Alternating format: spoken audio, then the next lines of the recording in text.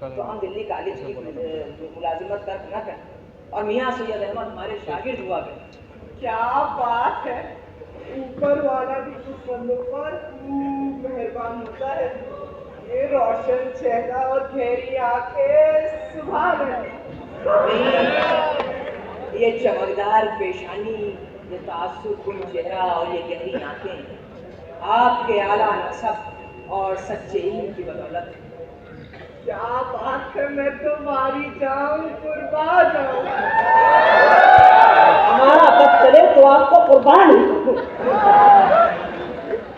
رائے شنکر داس صاحب کی حویلی میں جو ان کی خاندانی گائکا امیر جان ہے، ان سے آپ نے دروپد اور وینا کی تعلیم حاصل کی۔ یہ تو ہمیں پتہ ہی نہیں تھا، تبھی تو میں کہوں سید احمد نے سید الاخبار میں دلی کے 30 گویوں کی گائکی کی باریکیوں کو کیسے لکھا ہے۔ اب معلوم ہوا صاحب بدولت نے تو باقاعدہ موسیقی کی تعلیم دے رکھی ہے۔ کرتے جا رہے ہو؟ بنگال کا کالا جادو تو نہیں سیکھ کر آئے ہیں، کہیں مجھے ہی کبوتر بنا دو۔ تم بے فکر رہو، کبوتروں میں زنخیں نہیں ہوتے۔ میاں روشا آپس ایک ہی ہیں۔ بھائی ہم ایک تو ہمارے سید احمد ایک اور ایک 11۔ بتائیے اتنی کم عمری میں تاریخ کے موضوع پر جامع جم نامی یہ جامع کتاب لکھا ہے، اور آج کل اس سید زادے کو دلی کی قدیم عمارتوں کی تفصیلات کو قلم بند کرنے کا نیا شوق ہے، جس کے ذیل میں آپ نے لکھی ہے آثار الصنادید۔ اگر سید زادے ذرا یہ تو بتائیں کہ آپ نے 150 قد اونچے قطب مینار کی پیمائش کیسے کی؟ سید احمد خان صاحب کو 2 مزدور بانس کے ڈولے میں بٹھا کر قطب مینار کی آخری منزل سے لٹکا دیا کرتے تھے، اور آپ جناب قطب مینار پر لکھی ہر ایک حرف کی پیمائش کیا کرتے تھے۔ میں نے خود اپنی آنکھوں سے دیکھا ہے۔ کیا حضور ڈرتے نہیں تھے؟ توبہ توبہ، قطب مینار سے تو لٹکنے کا سن کر میرے رونگٹے کھڑے ہو رہے ہیں۔ حال ہے تمہارے بھی رونگٹے کھڑے ہو جاتے ہیں۔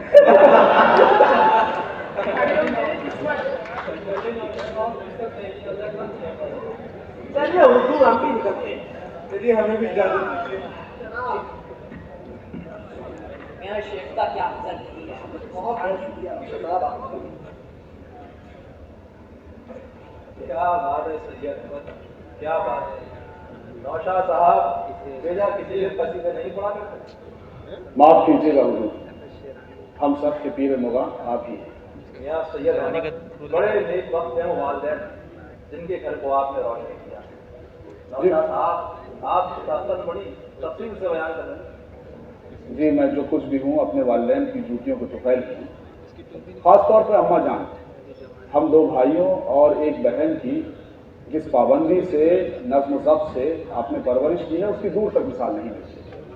وہ کہاوت سنی ہوگی آپ نے کہ کھلاؤ سونے کے نوالے اور دیکھو شیر کی نگاہ۔ شیر کہاں، شیر ہی کہیے، وہ تو مادہ ہوئی۔ چپ کر، بڑا آیا نر ادا کرنے والا۔ ہر ایک بات پہ کہتے ہو تو کیا ہے، تم ہی بتاؤ یہ انداز گفتگو کیا ہے۔ آپ ذرا جائیے اور جا کے پان لے کر آئیے۔ جائیے۔ میاں سید احمد سب چینج ہو گیا نا، تو تم نے عربی فارسی منطق اور فلسفے کی تعلیم ساؤتھ میں رہتا ہے وہ بھی، جیسا کہ تمہاری کتب سے معلوم ہوتا ہے دبئی ایک جیسا ہم لوگ۔ چینج ہو گیا نا۔ جی ان مضامین کے علاوہ علم نجوم، ریاضی، سیاست اور تاریخ وغیرہ کی تعلیم ہم نے ایسٹ انڈیا کمپنی کے دلی کالج میں لارڈ ویلسلے کے زیر نگراں حاصل کی ہے۔ درباری روسا کے یہاں یہی دستور ہونا چاہیے، لیکن آج کل روزہ پھر بچوں کی تعلیم پر توجہ نہیں دیتے نوشاد صاحب۔ چلیے رخصت دیجیے انشاءاللہ۔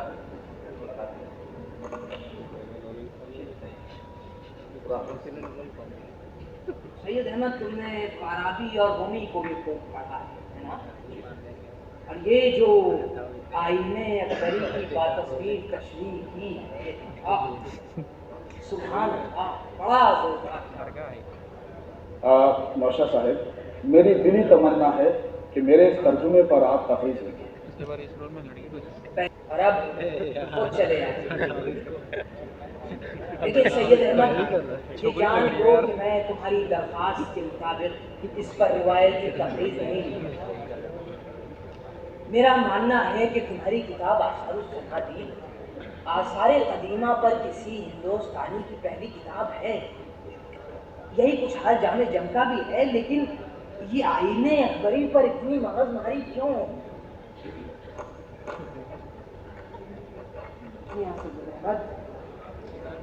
ضرورت اس بات کی ہے کہ قوم کو بادشاہ اکبر کے دور سے نکال کر موجودہ دور میں جینے کا سلیقہ سکھلاؤ.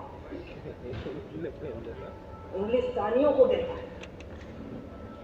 فرنگیوں کو دیکھو کہ انہوں نے کس طرح بغیر چپو کے لوہے اور فولاد سے چلنے والے جہاز سمندروں میں دوڑا دیے، اور ہم ہیں کہ ہماری لکڑی کی کشتی ہواؤں اور پتواروں کی محتاج. انہوں نے پتھر کا سینہ چاک کر کے اس میں سے تیل نکال لیا، اور ہم تیلی کے کولو کے بیل ایک ہی جگہ گھومے جائیں. میری رائے میں سید احمد آپ جیسے قابل لوگ کہ جو جواد الدولہ جنگ کا خطاب جنہیں عطا کیا گیا، آپ کو نئی تحقیقات میں دلچسپی ہونی چاہیے. روایات کے ان پوشیدہ کھنڈرات سے زیادہ زندہ لوگوں میں دلچسپی ہونی چاہیے کہ جو چلتی پھرتی لاشیں زندہ کھنڈرات ہوئے جاتے ہیں. سید احمد انہیں اپنی قسمت کی پیمائش کرنے کا سلیقہ کون سکھلائے؟ آپ اور ملک کے لیے کیا کر سکتے ہیں؟ ایسٹ انڈیا کمپنی سے لوگوں کے دلوں میں نفرت پٹی چلی گیا ہے، ہواؤں میں بغاوت کی بو ہے، اور قوم کا یہ حال ہے کہ جو چاہے ان کی پگڑی اچھال سکتا ہے. مغلیہ سلطنت سمٹ کر قلعہ معاہدہ تک محدود کی جاتی ہے. خاکم بدہن ایک آندھی کے نہیں بلکہ ہوا کے ذرا سے جھونکے کی ضرورت ہے سید ہے، ورنہ تو یہ مغلیہ سلطنت کا انتماع تھا. غور کرو سید ہے، غور سوچو سوچو کہ تم قوم ملک کے لیے کیا کر سکتے. سوچو کہ زیادہ دیر نہ ہو جائے. سید احمد کچھ کرو، کچھ ایسا کرو کہ لوگ تمہیں تمہارے قلم سے نہیں بلکہ عمل سے یاد کریں.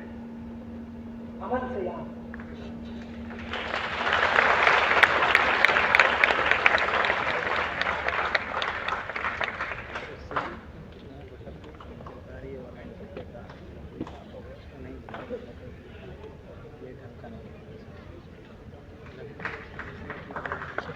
بجنور میں سٹی اسسٹنٹ مجسٹریٹ تھے.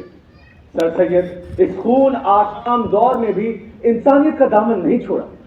ہندوستانیوں میں جس بے گناہ کو بچا سکتے تھے بچایا، یہاں تک کہ خود علاقے کے انگریز کلیکٹر مسٹر شیکسپیئر، ان کے خاندان اور اسٹاف کے 32 انگریز مرد، عورتوں اور بچوں کو بچا کر سیفلی روڑکی ہٹ پہنچا دیا.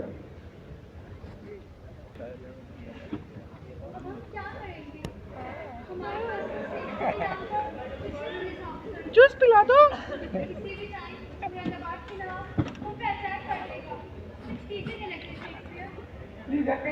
میں سید احمد خان کو بلایا ہے، وہ ہماری مدد ضرور کریں گے. اچھا کیا کر سکتے ہیں، اور وہ بھی تو مسلمان ہی ہیں. یہاں برٹش نے ایک طرف ان کے عورتوں بچوں تک نہیں چھوڑا. سید احمد ہمیں کوئی بھی رحم کیوں کریں گے؟ نہیں، سید احمد ایسا کچھ نہیں کریں گے. وہ ہمارے دوست ہیں اور دوست کی نبھانا جانتے ہیں. دیکھیے وہ آ گئے. آپ لوگ بالکل پریشان نہ ہوں، گھبرائیں نہیں. میں نواب مراد آباد کو جانتا ہوں، وہ میری بات ضرور سنیں گے. جب تک میں زندہ ہوں انشاءاللہ آپ کو کچھ نہیں ہوگا. بالکل گھبرائیں نہیں. سنیں کب بات تم یہاں ہٹ جاؤ سامنے سے. آج ہم ان کو موت کے گھاٹ اتار دیں گے. इन अंग्रेजों ने हमारे औरतों और बच्चों तक को नहीं बख्शा। आज हम इनको इनके जुर्मों की सजा देकर रहेंगे। नवाब साहब, जरा सोचिए, इन मासूमों को, बच्चों को मारकर क्या होगा? इन अंग्रेजों ने हिंदुस्तान में अपनी जड़ें इस तरीके से मजबूत कर ली हैं कि वो अब यहाँ से जाने वाले नहीं हैं। अगर मान लीजिए वो चले जाते तब भी तो आप नवाब रहेंगे। जरा सोचिए नवाब साहब, इन मासूमों को मारने का गुनाह अपने सर पर क्यों ले रहे हैं? इस्लाम मजलूमों को, औरतों को, बच्चों को मारने की और तशद्दुद करने की इजाजत नहीं देता नवाब साहब। तुम ऐसा इसलिए कह रहे हो क्योंकि तुम इन अंग्रेजों की मुलाजमत करते हो। चलो, आज अगर हम इनकी जान बख्श भी दें तो क्या कलेक्टर ये कर देगा? इस बात की इनकी जान बचाएगी? इस बात की जिम्मेदारी मैं लेता हूँ, लेकिन आपको इन फैमिलीज को बाहिफाजत रुड़की हेडक्वार्टर पहुंचने में मदद करनी है। ठीक है। टाटा बाबा।